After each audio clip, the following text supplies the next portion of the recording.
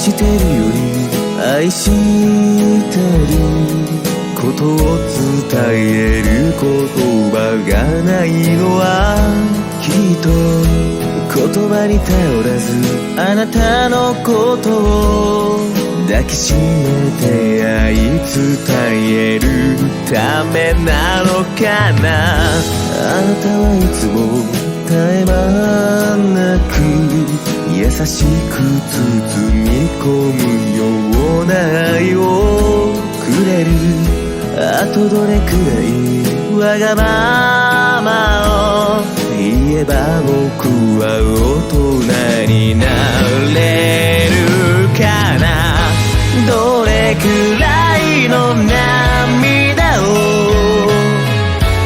生き返ってあなたはこの幸せを与えてくれたのけど